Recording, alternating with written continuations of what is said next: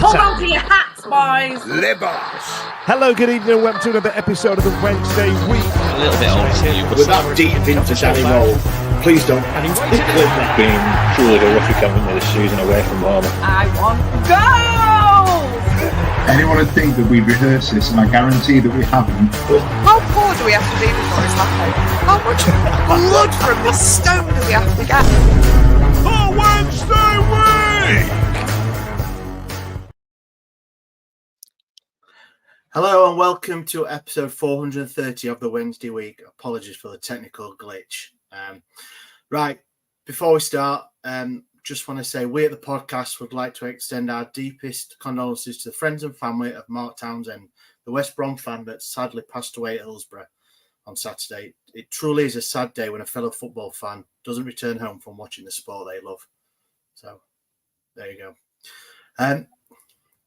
As you can tell it's not Dan Fudge's voice. It's me, Ash. You won't believe what's happened. We get nominated for an award, and Dan's man in Turkey just happens to have an awards package on offer. So he's jetted off to Turkey for a bit of sun and a bit of work on his fantastic smile in his forehead. So unfortunately, you've got me tonight, and I'm joined by Charlie, Holly, and Stevie will be here, but is running a bit late. So good evening, ladies. How are we?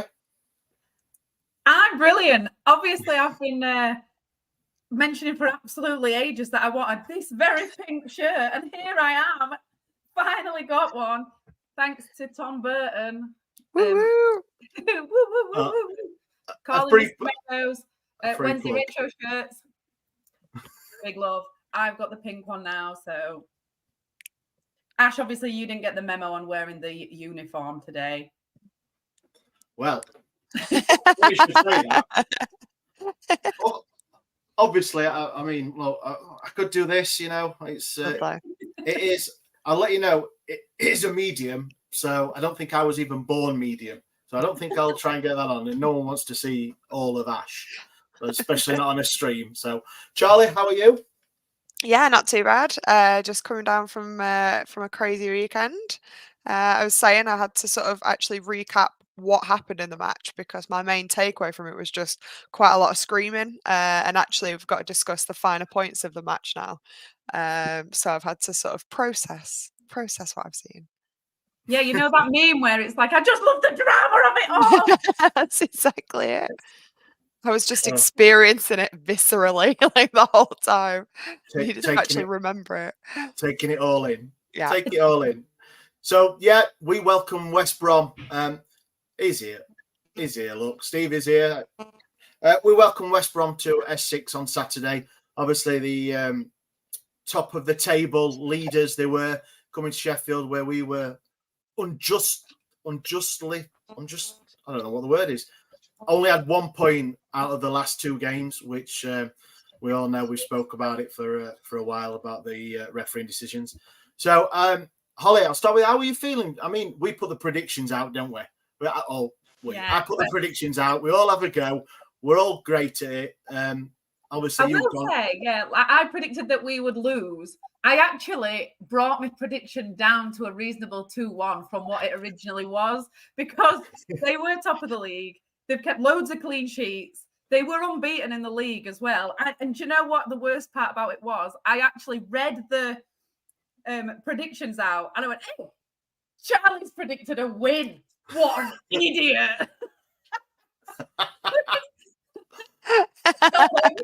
Charlie's predicted a win and she has got no idea about football. What do women know about football? Women know no. Women know no. We're not having none of that when Dan's not here. Come on. We can't know it. Yeah. Quickly, Charlie, what was going through your mind? Because obviously you were the only one out of the podcasters that picked a win. I didn't. I always pick us to win because I can't bear to say I think we're going to lose. I think the best I'll ever give you is like a draw. And the thing is you can either, if we don't win, I could just be like, well, I'm just a positive person. And then if we do win, I can be like, I told you we were all going to win. I look like a genius. So it's basically a foolproof plan. But no, I didn't think we'd score a goal necessarily. So I was definitely being wildly optimistic. Stevie, welcome to the party. How are we doing, son? You all right? I know you've had a bit of a mad day today, but hopefully we can be your therapy today. What have I missed? Nothing. Nothing. No, we've just started. We've just started, mate. I know. We're talking football. Can I vent about the last hour of my life? It's just been absolutely bonkers. Who closes the road and don't tell anyone the road's closed? And I've been stuck at reading Year 6 parents' evening, open evening, whatever evening, soaking wet through. The only time I've been outside today, I've been rained on. I'm fuming. 1 minute away, I had a suit on. I've got nothing on now. It could have been like the FA Cup final. You can wear it. Yeah, you did tell it was the Spice Boy white suit that he's been to work in. You haven't missed you missed a technical hitch by myself, which I do apologise everyone for. That's why we were slightly late. So you didn't miss anything, mate. So that's all right then. That's all right. And without headphones tonight as well because they don't work. So yeah, welcome to a professional outfit like the Wednesday. Award nominated. Right, we'll get into it. So, like I said, West Brom. We had the predictions. Obviously, Charlie is the only one. I know we've got a private podcast prediction league. And I know Steve is well ahead with that, but Charlie's... well, on that, so I was just going to predict 2-0 until it was 2-0 to us, right? And I thought, that's good. Then Stevie got one right, and he was really smug. And so this week, I was like, no, that's it. I'm taking it seriously.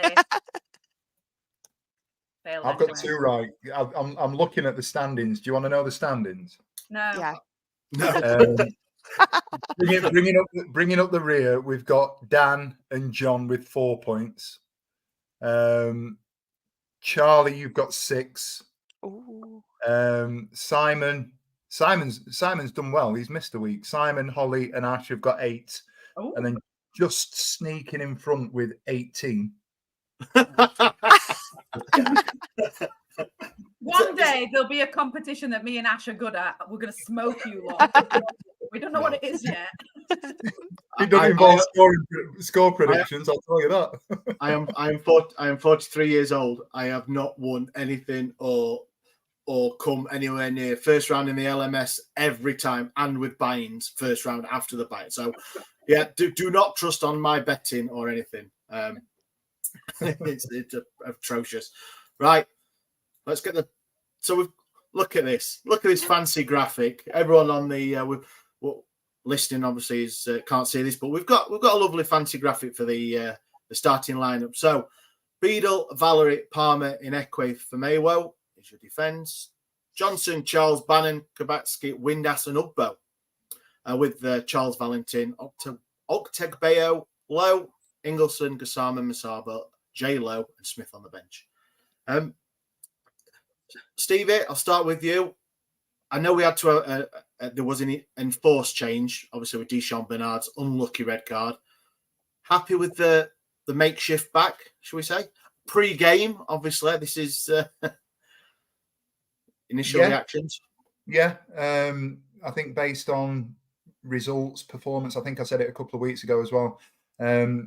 Given the current results not going our way, or the previous results not going our way, whatever team we put out at the moment, I think he's kind of alluded to the fact that he doesn't know what his best starting lineup is. We've seen a shift back to that sort of back 3 that sort of served him well when we were sort of doubling down at the in the midst of that run that got us out of relegation last season. I was all right with that. I think it was necessary to change something. I have no issue with Johnson coming back in. I think, dare I say it, I think Max Lowe's had a little bit of.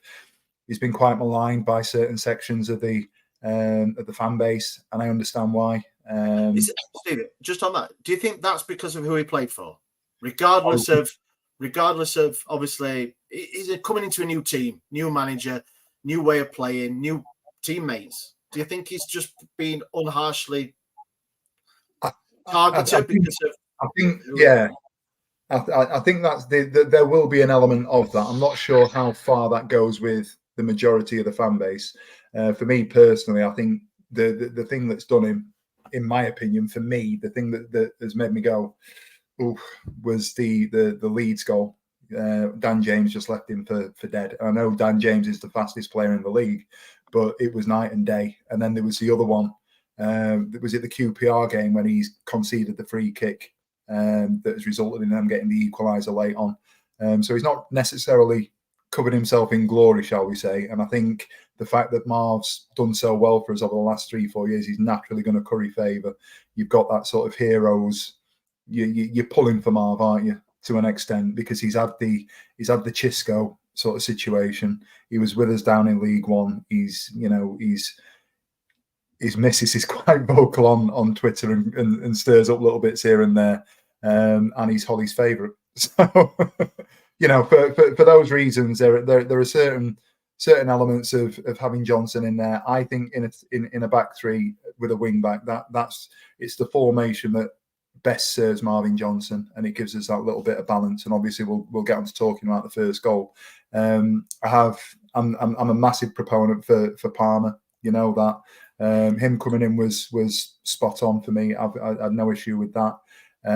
So at sort of 2 o'clock, at 11:30, when the team came out, I was happy with it. There's nobody, in my opinion, that could have any arguments or complaints about being left out. And it was nice to see that he's kind of looked at it and gone, it's not quite right. Let's try and get something different in there. Before we go off of the team as well, and I know you talked about it last week about the handball and the Bannan thing, right? When people get sent off for fouls and then you appeal it, a foul is always going to be like an opinion thing. So somebody will always see it as being a foul and someone will always see it not being a foul. The actual rule for handball is if it's above the shirt sleeve, it's not a handball. So when the ball's here, how can they uphold that as a red card? Like the picture of it's up here. So how can they keep that? That's not an opinion thing. The literal rule is if it's on skin, then it's a handball. And if it's up here, it isn't. So why would they keep that as a red card? I just thought that's because that's actually objective, isn't it? Like it's like, do you remember the Bannan one when Bannan got sent off? Was it Bristol City yeah. away, weren't it? Yeah. And then they look back on it, and it's like you say, like they make the decision that it wasn't X, Y, and Z that they initially thought it was. With this one, you're basing it off the fact that the ref saw what he thought was handball, but surely once you've slowed it down and had a look, it objectively must be seen to be correct. And it's like, it does make me wonder whether did we definitely get it investigated? Did we? Like, I don't know why we'd lie. It's just whether we were just like, oh, it's one game, and then all the fans wanted it, and we've said, oh, well, we asked them and they said no, but like, well, I never thought of that, but like, I don't know, like, it just seems you're right. Like, why? How hard is it to see that it was not handball? I don't blame the ref. In real time, it probably did look like it was handball, but when they look back on it, if it's up here, which it definitely is, should take it away. They should take it off. Yeah, as Sharman says, newsflash, they're making it up as they go along, guys. Which is just seems aren't we all? Exactly. Yeah, I'm hoping he's talking about the refs and not the podcast, because he knows as well. If the cat fits. The cat fits, yeah. Right, we'll get on to the start of the game. I've made comment before, privately and on here, about how we've started the first 10-15 minutes of a game, and it's been really positive. In probably, apart from the Sunderland game, even Millwall, that we've started really well, really looked the team that's been on top. And it wasn't different on Saturday. Charlie, how did you see the first 20 minutes? I mean, it was a totally different Sheffield Wednesday. Unbelievable. We looked so comfortable on the ball. Like, it wasn't, I agree, it's like sometimes it's those first 10-15 minutes where we look lively and we look really light and it's spirited, and then it all kind of falls away. Whereas it didn't look like, it wasn't lively and spirited as much. It was controlled, it was steady. It wasn't, everyone breaking their necks just to run it. If anything, it was just clean and good, and some really good passing, some really, and it looked great. Like, you would not have looked at the two teams in that first bit and assumed that one was all the way at the top, one was all the way at the bottom. And I think everyone was really pleasantly surprised. And it did, I think probably like West Brom were a bit kind of, because they must have, to a certain extent, given like how well it's been going for them and how quite shit it had been sort of really going for us, that they could kind of take it a bit steady. And I think we came for a fight, and we totally dominated in that first half, 1000%. I think West Brom, they played their second string midfield four. All their first choices were either on the bench or not available. And I think that they had a young lad in midfield making his debut. And I think that might have been just a bit thinking exactly what you said, Charlie, that Sheffield Wednesday are here. Which is fair, which is totally fair. I mean, even after the game, they've ended up top. So it's not, the position that they were in compared to us, it was ours to take, really. Holly, we got the goal on the 9th minute.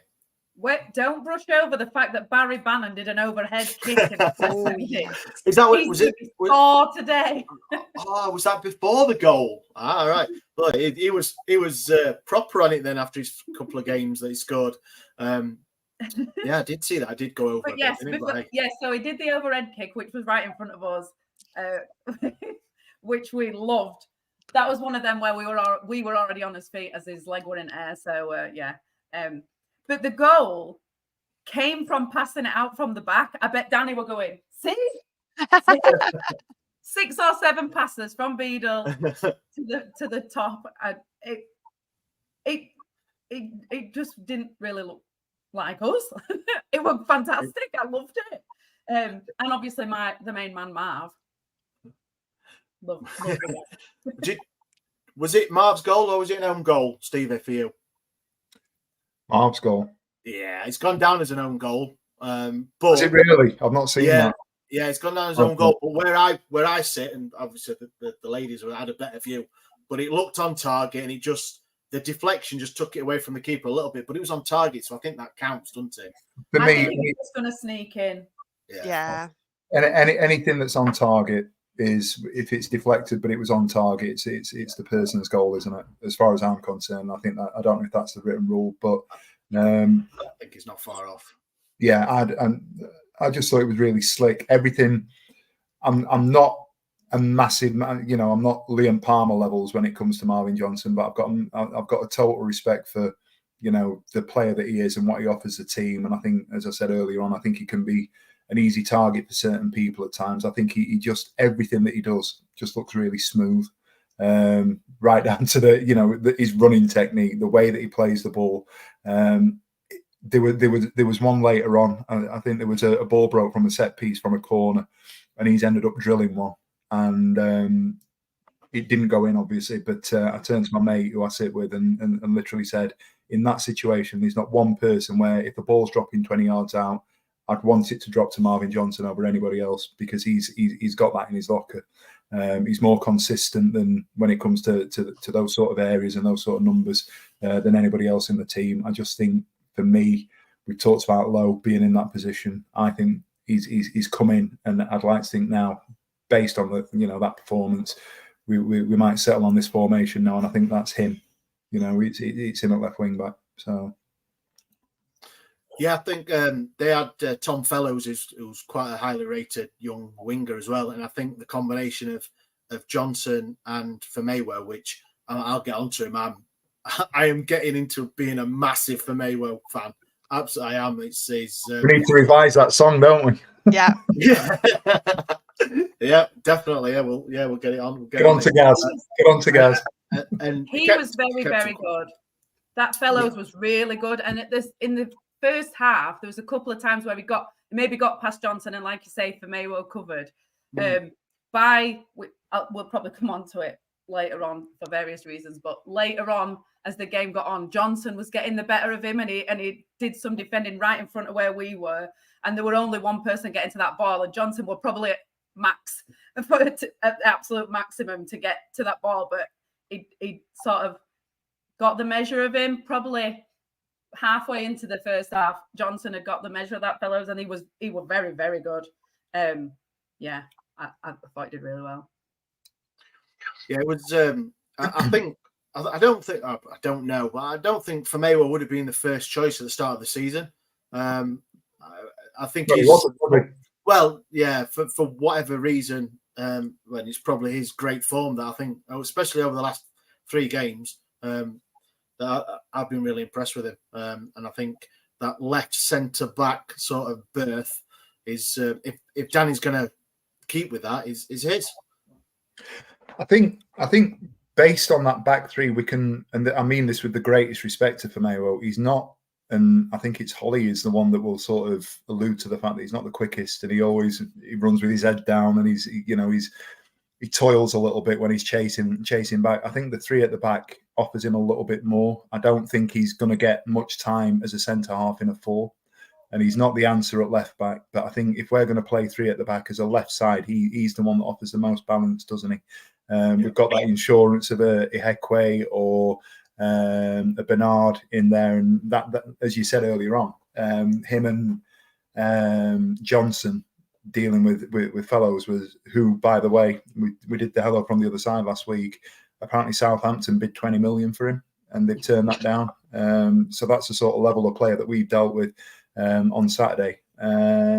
Yeah, for me, well, the left side of a back 3, I think he's primed. I think that's absolutely his position. That he's made it his own. So if we play that formation, that's for him to sort of keep. Nat's put a comment on. Does Bernard come back in? Yeah. Yeah. I think for me, the quality of Bernard is. But not for Palmer.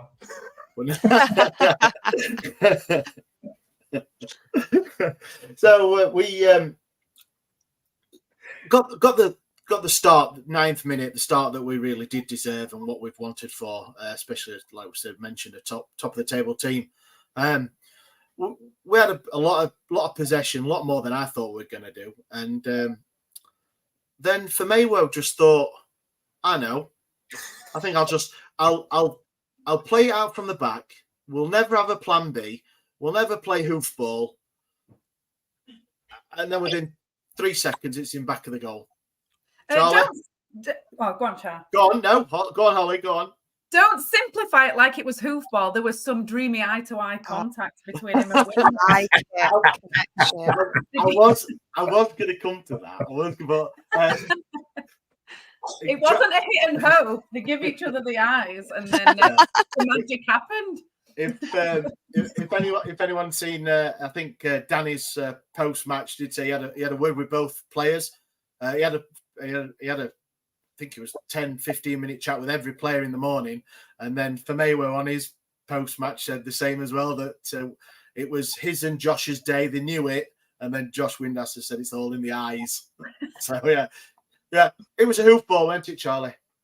Well, no. Honestly, the whole thing happened because of where we sit. The whole thing happened in almost like slow motion for us. Like I've watched it back, and it's like bomb, but it didn't feel like that at all. It was like this beautiful, intelligent pass, and this.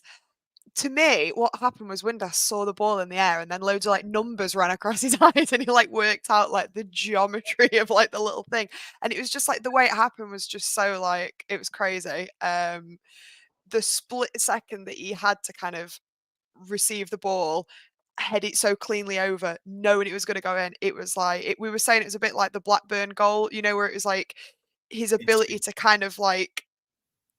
Just measure that in his head is just like absolutely crazy. Because like a hit and hope is fair enough, and sometimes it works and you look like a genius, and a lot of the time it doesn't. Like Adam Reach, like he used to just blast it, and on the occasion it go in, you'd be like, "What a player!" And a lot of the time you'd be like, "What a shit player." But it was just fantastic, and like the keeper had so much time to realise it had gone as well. It was that, it's gone. Like it really did seem to take an age for it to go in, and yeah. Unbelievable scenes. I also think that there's only Windass, like normally a header from there or any kind of header from that kind of ball, you'd head down really, or you'd try and chest it down or try and take it wide so make the keeper do something. But to just head it like that, like I think the view from the first camera angle on the highlights doesn't really show like what we could see. The second view is more from what we can see. And you like it was just genius how he saw the keeper was just close enough to go over him. And like you said, the time it was in the air going towards goal, that keeper would just like a single tear drop from his eye. I think Stu's being harsh here. Windass slipped and it hit his bonds. Nobody can tell me. No way. We thought that he was going to chest it down. Like we said, like any other player instinctively would have been like, get it under control, see what you can do. And he was just like, no, straight It in. was quite far away. Was it on the edge of the box? Yeah. Where was it? It was definitely outside the area. It was definitely outside the area. I think Stu's missed out the little fishing, the little fishing rod with a fish on the end on that one. Because I think I'll fight you, Stu. Can we just do a quick sidebar and mention Lenny and his bet? Yes, you can. Yes, you can. You can make us all jealous as hell. My God! So, friend of the show, and he's a mate, Ben Leonard. He's been on the My Wednesday before, and he's part of the Last Man Standing. Really good bloke. Sorry, and if you didn't know, he's the guy at Covent Garden with the masks. Yeah, the guy with the mask at Covent Garden. He's a big Wednesday eye, bless him. He's in the Last Man Standing chat, and at about 3:20 posted his bet, and for some reason he's taken it upon himself, and I don't know. I've got to ask him this. He's taken it upon himself on Saturday to put a £1 bet on on Josh Windass to score with a header. And then the add-on was that he's going to score with a header from outside the box. So he's put £1 on and won £1,000. I bet Josh Windass has only ever headed the ball twice. Yeah. Once at Wembley and once on Saturday. Yeah, absolutely. That is the. I mean, I've seen some bets on Twitter and stuff, but obscene it was. Yeah. For me, great instinctive goal. Charlie, you mentioned the goal at Blackburn, which I think was an instinctive goal again. I think he has got that in his locker, and he has been by a host on this podcast. He's been accused of being lazy and not all there, but I think his footballing IQ for them 2 goals alone, I think he's a pretty smart guy. So, I mean, Stevie, going into half time, happy, weren't we? Yeah, obviously we were happy. It felt positive. It felt like we were. I thought we were value for winning. I'm not necessarily saying that we should have been 2-0 up, but you look at the possession stats, and I know that Ash isn't a massive stat man, but you can't get away from the fact that the stats that you can't stress about are the ones where shots on target, possession, passing is passing, but we were in favour in terms of the shots on target. We're in favour in terms of the shots in total. Those sort of pivotal ones were the ones that we were on top with. It felt positive. It felt like a turning of the tide to me at half time. And I know we will obviously get onto the wobble that we had. But I certainly felt that it was a game where we were potentially going to go and kick on and make a statement. This league, what I will say is it's batshit crazy. You can look at the results that have come through. And without wanting to get ahead of ourselves, I think what we can say tonight is that it's far too early to start worrying about who we're beating and who we're losing to, because other teams are winning and losing, against each other. And let's give it a bit of time. Let's let the dust settle. The transfers that have come and gone, let them drop out, and let's see where we are in sort of 6-8 weeks' time. Well, I have to say I completely disagree with you, Steve. Of course you do. It's usually me. Oh, I'm going to enjoy this. Oh, then Alan. I thought that Beadle was really good. I know, there was probably maybe 4 saves in the game, but a couple, there was a 1-on-1 with him was that in the first half? Yeah, the one where he got smashed and he spread himself. He saved it, and I just I just thought at halftime, I thought this is going to be a long 45 minutes now to protect this 2-0. I really did think it was. I've aged about 10 years just from that second half. I need to go to where Dan is. I just did. Honestly, I did. I thought the first half display. I thought we were. I'm not saying we were dominated. I just felt that it was a marked improvement, and we're talking about where we were. Obviously, to this day, I've not seen anything of the Millwall game. I refuse to watch that. But the Sunderland game was hard. The Leeds game was hard. And in terms of performances, I just think from the other games that I've seen, we're kind of back in that situation where we're starting to go up and up and up again. In my opinion, I thought we were mixing it with a team that, as we've said, were top of the league. They'd scored 10, I think it was, and only conceded 2. They'd won 5 out of 6, drawn the other one. They were the form side. For me, we looked the part against them. Yeah, we did. The second half for me was like it not quite chalk and cheese. I just think that the 2-0 lead, I think we just sat on that a little bit. I think we didn't have the pressing that we did in the first half. And if that's it, look, if that's, we've said it for weeks and weeks, if that's the way Danny wants to play, they get their instruction from the manager. I'm all in for it. I am. It just seemed that we were back 15, 20 yards further back, and it just let them just have a bit more of the possession and build from. And then obviously we come up. We had a couple of chances. I don't know if that were us, or like when they came out for the second half, 10 of their players were in our half, all 10 of them. Like straight away, they brought Moa on, who made a huge difference. Like a huge difference. He was their Barry Bannan. Yeah, like he was absolutely like so good. Absolutely ran it. And like I said, they had all of their players in our half. So people are complaining a little bit about like Ugbo, who I thought was actually battled well in the first half, and then the second half were a bit absent. Yeah, we'll talk about it because there was some on social media about it. I think he made 12 touches in the first half. Not first half, all game until he come off. But I thought he put himself about a bit. It did look a little bit slow and a bit thing, but I had no complaints really. I mean, I think it's not his type of game. A bit deep. At first half, he dropped a bit deep, and then it was almost like second half. I said, "Right, stop doing that. Stay up front." And then obviously we didn't really get it up front because they were on the attack the whole time. So it depends on what he's been told to do, I guess. I didn't think it was that bad. I think we should have expected what was going to come in the second half as well, because they looked shell-shocked in first half because they wouldn't have predicted that they were going to be 2-0 down, and they didn't really create anything at first half, and then it was that kind of like they're going to take half time to really kind of be like, right, we're getting big guns out now, kind of thing. And I think we broadly dealt well with that. We didn't fall to pieces. My biggest fear was we were going to concede that first goal in the first 5 minutes, and it was going to be like, oh God, it's all gone kind of thing. Like I was really worried about it. And I think we held up, but there were elements of resting on our laurels. And I think it's easy to blame individual players. I think mostly their first goal was coming. Like it was a bit like we just started looking that bit slower, that little bit backtracky, that little bit panicky. And I think that's all they needed to get their mentality kind of switched on a little bit. It was, we were saying it was like the minutes were going by so slowly at that point. Like the football had become really nervy for us. And while I wouldn't say we completely fell apart or anything like that, because we've seen what happens when we completely fall apart, you end up 4-0 down to bloody Millwall.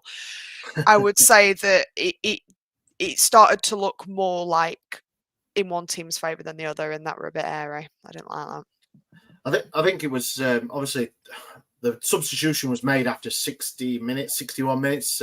Lowe came on, and they scored 64th. I was absolutely gutted about that goal because, like I said earlier, Johnson, just before that substitution, had just done a brilliant bit of defending right in front of us against that fellows. He absolutely had him. And then we substituted him. I just thought it's taken Johnson maybe like 10, 15 minutes to get a handle on this guy. Yeah. So then you're bringing someone else into that position. And it was the first attack down that side. And you could tell from the way the play panned out before that, it was coming this way. And I don't really want to blame Lowe, but if you watch it, he turns away from him. Yeah. And then by the time he's He turned to gets face it. him, he's already gone. And why would you, when you've seen, like, he's on the bench, he's watching what's panning out. He knows what position he's going to play when he comes on. So he Why should have would been you let aware that? of the fact that they're going to go down that side. And he turns his back. Why is he showing him his number? Why is he showing him his number? I don't claim to be the best defender ever, but I don't want him to know what my number is. It was just gutting. And obviously, I know a lot of people don't like him for the reasons that we said before. But for that to happen, and I know Craig said earlier it might be a mentality thing. But like, he doesn't even really press him with any intent. Once he gets there, he's just like, he doesn't really stand people up well. And I'm not, to move on to a bit later, I'm not going to absolutely lambast the guy, because they had 2 chances very late on at 2-2, and he headed the Yes, ball he away. did.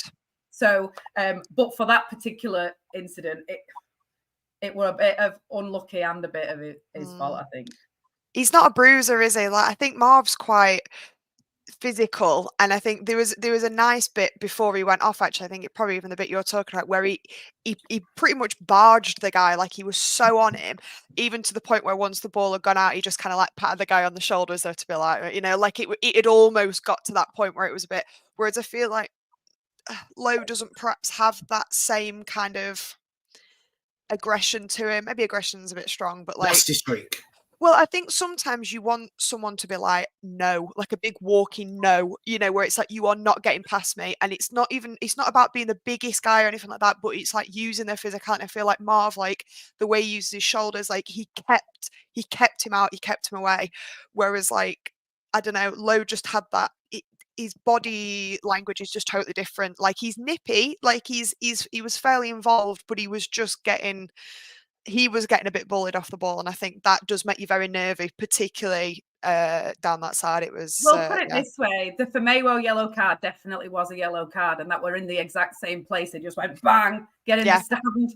Yeah. Do that if you're going to do anything. Yeah, we'd rather take our chances with one of our famous set piece bit of defending that we love to do than. But like to a certain extent, like at least he's got that instinct of like, get the bastard away, rather than just being like, oh sorry, oh crap, oh it's gone, oh no, now they've got, you know, it was a bit of a gut punch, that goal, I'm afraid.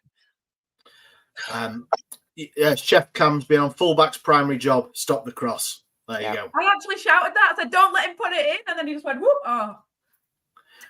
I specifically said. 65th minute, 2-1. Stephen, what's your thoughts?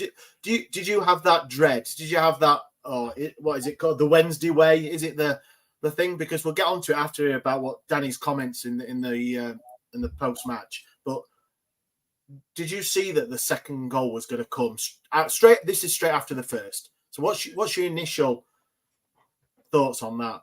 Because for me, it was that's it now. They've got one. I'm going to get 2 and 3. I'm negative.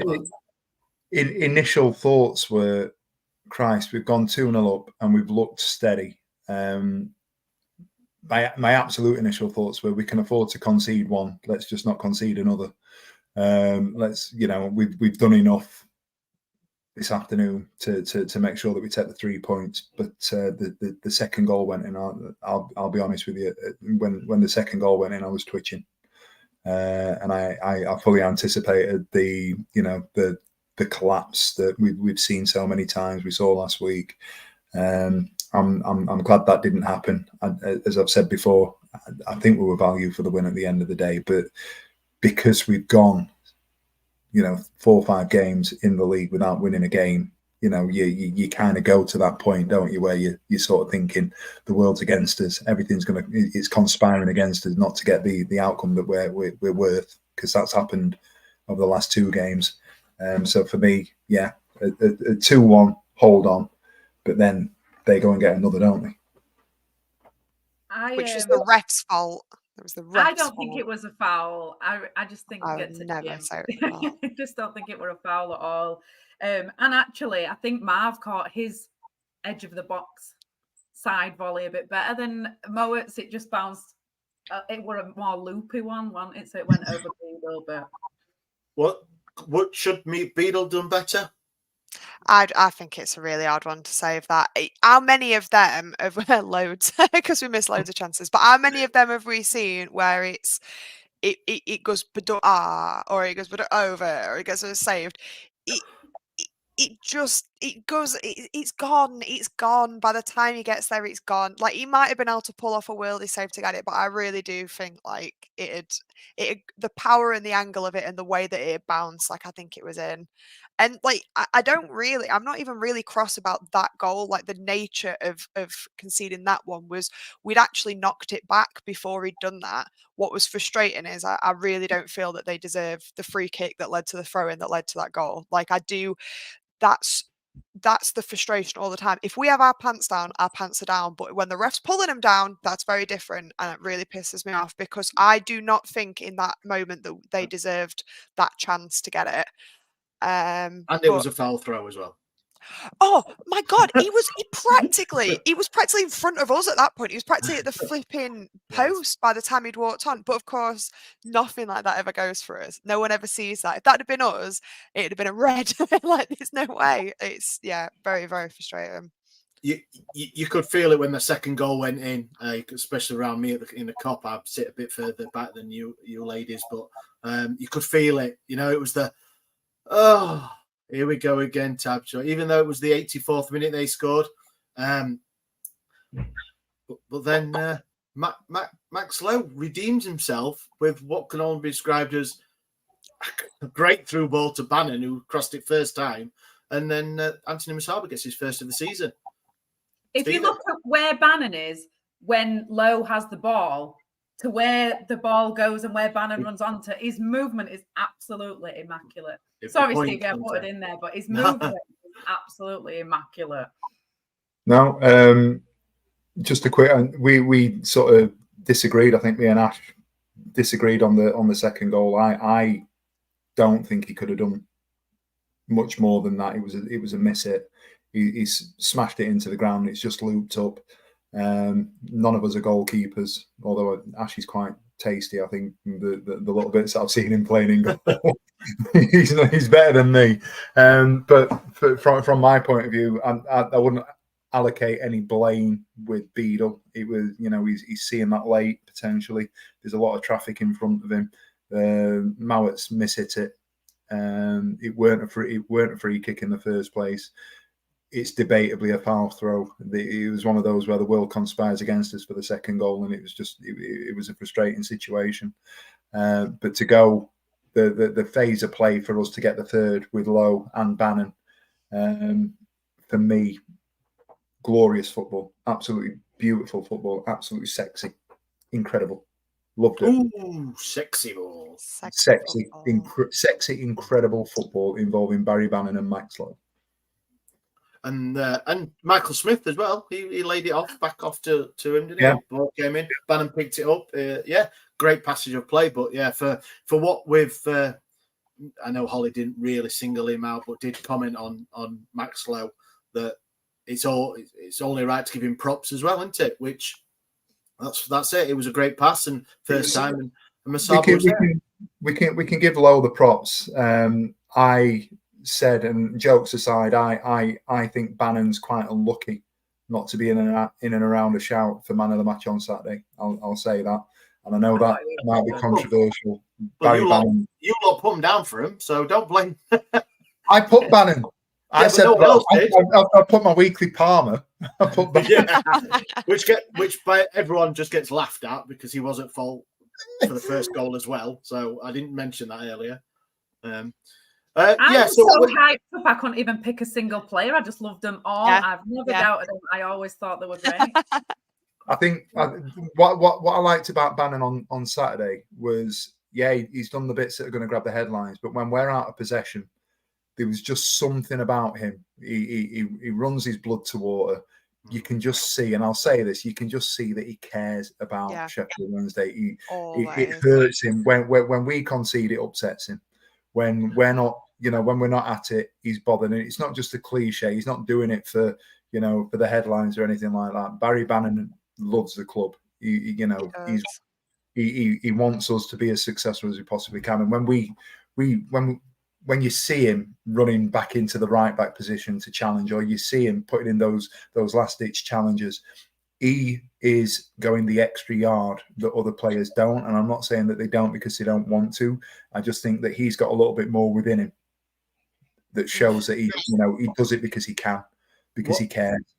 So what I've noticed, Steve, is that I think he's always had that, but he's been a bit petulant sometimes. Yes. It's been a bit thing. But I think in the last 18 months, maybe since Danny, I don't think he's had that. He's run round not like a headless chicken, which I think sometimes I've said he has done. He has before, but I think the 2 challenges he put in on Saturday were measured. Yes, they were hard. They were in there. He took the ball.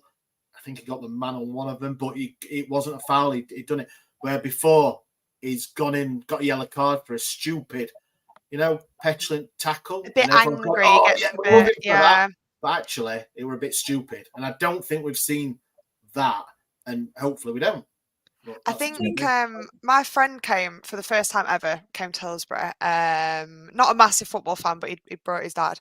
And he said afterwards, he was like, your captain yells at everyone all the time. That little one, he shouts at everyone all the time. And I was like, well, good, because usually they're doing something shite, so that's probably quite a good thing. But it's funny you said it, because I thought, well, he does, but it's not what it looks like. Do you know what I mean? He's got that like passion, and but he does kind of, he sees the whole game, doesn't he? Like he's always sort of like thinking about where everybody else is. He's kind of like your man on the ground with that. And I think when things are going to shit, you can imagine how not positively you might take that. Like I think as a player, you might really get blog on about that. But I think actually what he also is very good at is he's always the first player to like congratulate someone when it's gone. Like he's always like, when Masaba scored, Bannan's there pointing at him. Like he cares so much that it just all kind of comes out a little bit. And I think when we're on the up, that passion sends us into the next level. But sometimes when we're on the down, not as much. But he did show that gut punch of a second goal, which, like, let's be honest, at like 80-something minutes, felt like the nail in the coffin. Like it really did feel like game over. To not then go, and lose all that and to keep that energy level up is unbelievable. And someone just said a comment, like at his age as well, like for him to still have that level of that fitness and like mentally to be able to plot out his movements like that is just unbelievable. No one's doing it like he is. It's unbelievable. Yeah, Stu's just say he allows others to take control of situations more, picks his battles much better. In that respect, he's much more intelligent and mindful of his age, managing himself through 90 minutes. The part of it, though, I think he played really well in that second half. When they brought Moa on, it was almost like they were both very similar. It was like that Spider-Man where they both looked at each other like, and then as soon when Moa scored, it was like Bannan's go, all right then, because those tackles you were saying, Ash, they were on Moa, and he did a couple of really robust ones on Bannan, and they sort of like had quite a good battle. And then it was like every time Moa pinged a good ball, then Bannan did it straight after, and it was like they were like, maybe it raised his game that he was against another similar player. Moa's injured quite a lot, and similarly doesn't really have the pace to run around quite a lot, so he has to rely on his delivery and stuff. So I wonder if that sort of kept Bannan's head on, instead of him getting frustrated that people weren't doing what he wanted. He sort of thought, right, well, we'll see what I can do compared to that. I thought that was one of Bannan's best games this season, definitely. Absolutely. Yeah. So obviously West Brom went away from S6 with 0 points. We took the 3 points home. Fantastic game. So I mentioned earlier about Danny's post-match chat with the media, and he did mention about the atmosphere. So I don't know if you guys have seen this.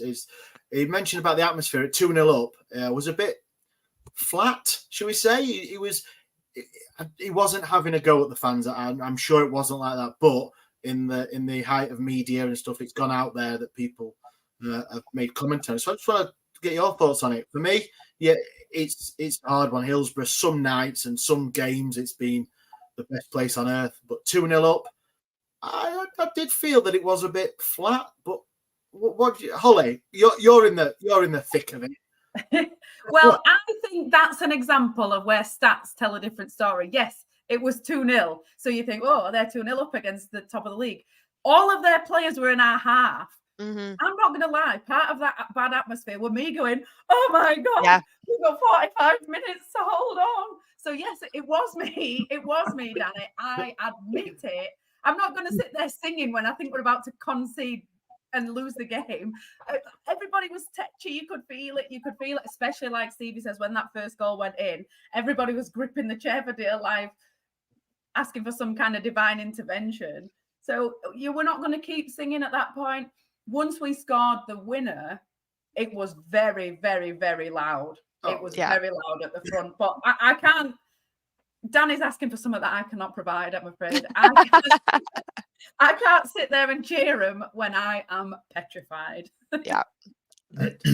Stu's said it's. I think we all thought we'd fuck it up. It was a nervous atmosphere. Do you agree with that, guys? Charlie? We're traumatized, like, to a certain extent, because if not last season before, season we got promoted, we went on such a winning streak that playing football was fun. And so we were just, and it all got quite leery. And I think generally Hillsborough's atmosphere can be a bit muted sometimes. And I'm always very defensive in that I think people are allowed to enjoy the football in any way they wish. We don't always have to be. I know a lot of European, like other like European clubs, like there's this thing of like, you know, you sing throughout the entire game. Some of us have got asthma, some of us are tired, some of us find a 12:30 start quite early in the morning. So I'm not going to sing the entire game, but there's an element of like, well, wave my scarf, rub my arm, wave my other scarf, like change arms. You haven't had your 8 pints at 12:30 though, Charlie. Exactly. I'd only had my 4 pints, so I weren't really feeling it. But I think there is an element of we're still a bit battered and bruised from last season. So everyone's first instinct was 2-0. We're going to fuck that up. And I think you could feel that. Like, we want to be happy. We're happy when the goal goes in. Then after that, we're like, because all I kept thinking is, God, isn't it such a long rest of the match to go? Like, it's such a long time to hold it on and da-da-da. And I think it was a little bit like Wembley was like that. Like, we were so loud early on at Wembley, and then it started petering off after a bit because the longer it went without a goal, everyone just got nervous and it got tense and it got, you know, and it was still noisy, but it wasn't as noisy as you might expect in places. And I also think Danny was being a bit tongue in cheek as well. He wasn't actively being like, oh God, how can you be like this? But I think, you know, it's a fair comment, but I think he just needs to understand where we're coming from. He wasn't here this time last year. Like, if we'd have been 3-0 up, I do think things would have been different. If we'd have been 3-0 up in like 75th minute, things might have been different. But even then, 7-0 up on 89 minutes, I might have just celebrated before end of game. Yeah, it's like my dad always says, I don't celebrate until we're 3-0 up. It's 20 minutes since the matches, and I'm halfway up Perry's Road. Like that's when I'll nap it. And it's like, yeah, it's exactly it. I've got a lot of. I've meant to say this for a couple of weeks when I've been on, but I don't. Probably this is probably going to get not cancelled, but probably thing. But I'm going to say it anyway.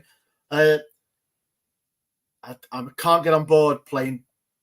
Excuse me, Daddy Cool before a game. I can't get on board it. They've played Daddy. I don't. I think it should be. Why? Good question, Holly. Why? Yeah, I don't know. I just can't. I think when we've won, I think when he's won, he's walking around the pitch and he's blaring out. But at the beginning, I'm not on it. So, but there we go. Stevie, where are you with the atmosphere type thing? I know because we're all cop-ites. We're in the cheap seats. You're in the expensive ones. What's? There's no atmosphere there, so I don't know why I'm asking you. There's not been atmosphere this season since that idiot behind me's left. Anyway, if I'm honest, in all seriousness, I'd agree with everything that Charlie said, and probably just caveat it with not necessarily a last season hangover, but a last 3-4 games hangover.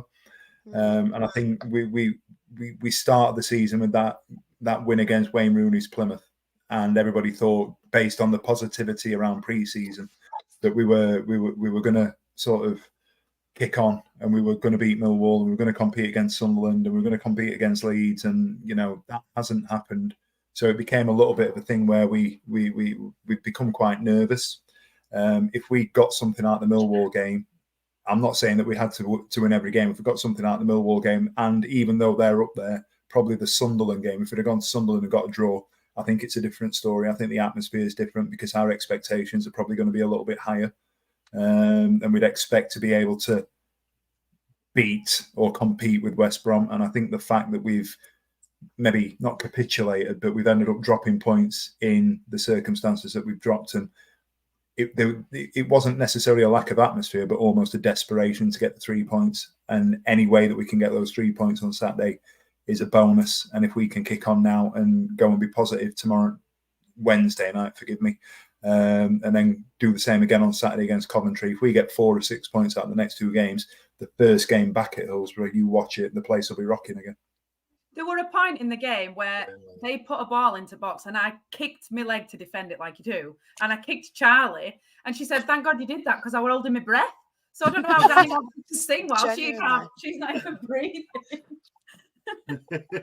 She's going to kick me in the head, I want to notice all that. On what I just said, Tom's made a good point. We need more songs for spurring on the players when they do well, not the manager.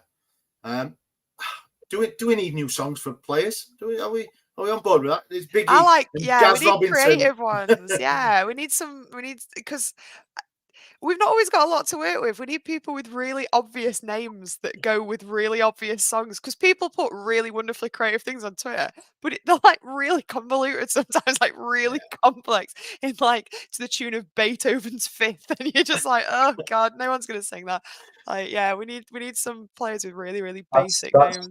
That's just John in the group chat. Yeah, John, no one's ever heard of that song. John does the little voice notes. So if, obviously anyone watching, John sends some cracking voice notes. I'll out him. He's not the best singer, but it makes me smile. It makes me smile. The enthusiasm is there, which is all we can ask. Yeah. So Stevie mentioned it. We move on to Bristol Wednesday, and then we've got Coventry again. Seems like Coventry. Bristol again. Wednesday is our new team. Bristol Wednesday. Bristol's all right. Bristol City. Bristol Wednesday. Yeah. Now I was just saying the whole fixture. Bristol Wednesday. That was I was doing that on Wednesday, and then Coventry City. 2 away games. So we're going to have 3 games in 7 days. Not easy. I'm sure there's going to be some rotation.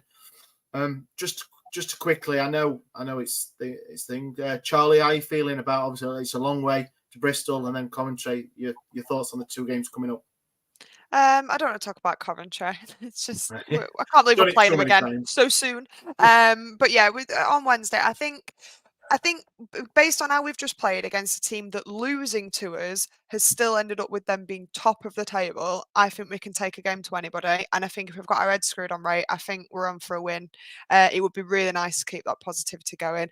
I'll settle just for a good game away. But obviously the relentless positivity. I'm saying 2-0. 2-0 to Wednesday. Holly, Bristol City come up. They've just got their stats up. 1-2, drawn 2, lost 2. I was just about to say, I feel like when I've been looking out for the scores, they've been really mixed. I was going to say we've been mixed. We haven't. We've just been shite. But they've beaten some good teams. They've lost to some, like, they've been a really, really mixed bag. And I think Coventry are below us. So, I mean, what's that about? I don't know, because the closer it gets to the game, the more optimistic I get. And I'm not going to, I can't say because I want to beat Stevie on the predictions thing. Let's go for 2 wins, shall we? Why not? Yeah. We're going to win the league. We've had Glenn, who's a regular contributor, has been on. He said, "Hi guys, you'll get your first away win on Saturday versus Cov if you don't beat Bristol City." Glenn's like the ghost of Christmas past. Do you agree, Stevie? Are we destined for one of these games? Win both, win one. Would you take 4 points? I'm sure you would. I'd bite your hands off for 4 points right now. I'd take 4 points right now in a heartbeat. Having said that, if we can go and put in a strong performance and get 3 points on Wednesday night, I can very well see us winning on Saturday as well. I've never been to Coventry, to the Coventry ground. I'm looking forward to taking a little. It's been a while since we've done an away game, so me and Moll are going to trek down and see what. I promise you, one visit will be enough. You won't have to go back. Yeah, I'd have loved just a quick one. I'd have loved to have made Bristol City, but a Wednesday night. What are we talking? Probably an 8-hour round trip, near enough, Easy. for a school teacher that's got to be up and on duty at 7 o'clock the next morning. Is I'll admit that it's one that I probably could have got to that I'm not going to get to this time. I was all on for going, and then my work have decided to change my plans without me knowing. So that's good of them. So I'm not going to go now, unfortunately, because Bristol's a ground. Bristol City, should I say? Sorry, if people called us Sheffield, I'd feel the same. So apologies. Yeah. He's a ground I haven't been to, so I'd love to have gone. That's the football over and done with. Has any of you guys got any other business? Well, believe. Go on then, Stevie. You can go first. I know what you're probably going to say. What am I going to say? I don't know. You tell me. No, you don't. No, I'm going to leave it. Oh no, you can't do that to everybody. The hundreds that are watching on various things here.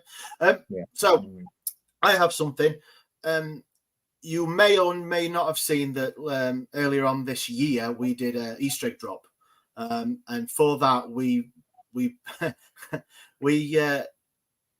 had the opportunity, and you guys helped massively with donating eggs to a couple of local Sheffield charities, the Sheffield Children's Hospital and Pact. So what we're doing is Pact, we are going to be launching a donation station. So if anyone on the screen can see. So what we are going to be asking for, massive help if possible, is Pact have asked if we could help with donating shampoo, shower gel, deodorants, flannels, toothbrushes, toothpaste, pocket tissues, things like that, for what it is for their welcome packs. So for anyone that don't know, Pact help families with children with cancer, and what they do is put together welcome packs for any family that registered with them for a child, one of their children that's been diagnosed, and it's all the essential things that parents would need in the first few weeks of obviously diagnosis, because I'm sure that's the last thing on their mind, that they want to go shopping. So we're going to be putting up donation stations all around. We're going to be asking for people to hopefully set their own at work. I know Charlie's going to put a little basket at work, and I am too, for anyone who can just donate whatever they can, any sorts of like I said, deodorants and shower gels and things like that we're going to donate to Pact to help families that obviously are going through a bit of a tough time. So we will be, as we do, spam you on all the social medias with everything. We just really appreciate it. If anyone wants to get in touch with us, that want to set up a donation station, we'll help. Any businesses or anything like that feel that they can help us. It's going to start on the Burnley game.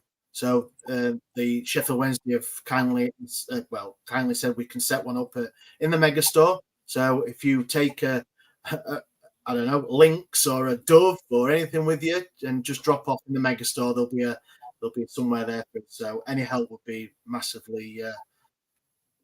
Steve in the room. So question, Mr. Rogers, sir. So if I'm wanting to get involved, and I know it's not necessarily the time of the year, but somebody's potentially given me a stocking filler that's been at the back of my bathroom cupboard for the last 6-8 months or whatever, I could just go pick that up and take it down and drop it in. Yeah. So yes, I don't need to go and buy anything. I don't need to. Obviously, we're looking for stuff that's not been opened. It's unused. But it's sitting dormant on somebody's, because we've all got them. We'll all have tubs and tubes and bottles and little bits that are going to be, one man's trash is another man's treasure sort of thing. If we've got something that we can't make use of, that in this situation somebody else can, and they'd be willing to just stick it in their match day bag and then just come along to the Megastore and drop it in there, or once we've got these stations out and about and we can sort of tell people where they are, they can come in there and just sort of donate them. Donate. Please remember, before the game, don't take aerosols into the ground and say the way we told you to do it.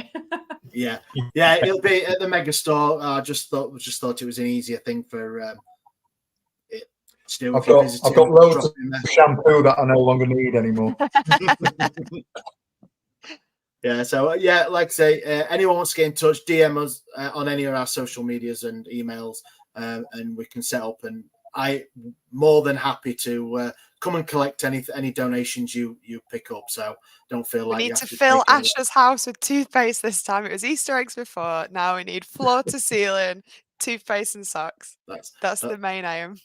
Yeah, that's it. Yeah, I'll take that. Yeah, shampoo and all that. Yeah, but please, thank you very much for that. That's fantastic. Right, we're getting there, aren't we? I think the last. I think it would be. I don't think it'd be good of me if I didn't mention that. Please vote for us in the FCA Awards. Please, that'd be great. If you've liked what we do, if you've interacted with us, or if you just think I'm going to vote for them to shut them up, whatever. It's been a massive honour to be nominated, and it's something that we love doing. How do we vote? Remind me how we vote. I can't remember. There's links all over our social media. You go on, follow the link, drop down to Best Club Content Creator Football League, and second to bottom there's the Wednesday week. So and how long does it take? How long does it take? It's like we've rehearsed this, Steve. It takes less than 30 seconds, my good man. 3 clicks, something like that. You might as well vote for us because the others aren't Wednesday anyway. So yeah, exactly. We're going to win something. We're going to win something, aren't we? Hopefully, anyway. And there's a Rotherham one in there, isn't there? Yeah, Matt and the boys from guys, come on. We want to be beating Rotherham. If Rotherham beat us, I'm out. I'm done. Don't say that, Stevie. They might want Yeah. that. Based on tonight, we probably do. Guys, fantastic. That's show 430. Baggies Bounceback is done, and I'll catch you next time. Thank you very much. Every week, live from 8 p.m. It's the Wednesday week, bringing you football analysis. He came in. I think he scored a goal. Bringing you banter. Yeah. Bringing you responsible life hacks. Met you wonderful souls at 10 a.m. for some shots. The Wednesday week. 1, 2, 3, 4 live. Available on all social medias. Obviously, this goes out on YouTube and as well as all the other social media out there, podcasts, etc. The Wednesday week 24-25 season. Join us. Put on your